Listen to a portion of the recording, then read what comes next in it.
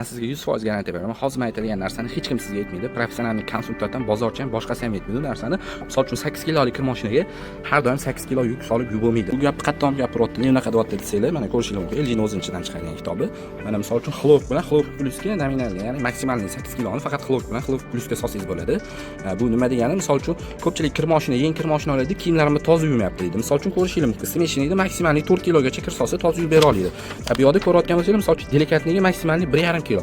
Ko'pchilik ko'p ishlatadigan funksiya Bistro 30 ga maksimalni 2 kilo solsa bo'ladi. Ko'rishinglar, misol uchun Bistro 30 shunga o'xshagan funksiyalarga, misol uchun ko'pchilik ichiga to'ldirib solib qo'yadi-da, kir mashinani toza yuvmayapti, unaqa qilmayapti, bunaqa qilmayapti deb jalva qilishadi ekan aytdilar. Bu yerda ko'rayotgan bo'lsanglar, har bitta funksiyada o'zida kerakli og'irligi bor, o'shangacha solsanglar toza yuvib bera oladi. Anaqa texnika sotib olishinglardan qat'iy nazar, sterilkam, televizormi, xolodilnik, pilsosmi, o'zining kitobini o'qib chiqinglar o'shanga erinmasdan. Bu narsani ko'p sotuvchilar ham o'qimaydi, erinadi bu narsa. Internetdan ko'raveradi, gapiraveradi. Yana sizlarga bitta foydali maslahat, kir mashinada har doim kir yuvayotganda to'ldirib solib qo'ymanglar. Maksimum mana shu yarimigacha solinglar. Chunki bu aylantirib yurganda mana shu ishib chiqqan joylariga kelib kirni toza qiladi. Sizlar to'ldirib solib qo'ysanglar, misol uchun kirlarni toza qilib chiqarib bermasligi mumkin. Agar sizlarga videolarimiz yoqayotgan bo'lsa, like bosing, bundan qiziqarli videolarni kuzatmaslik uchun kanalimizga obuna bo'ling.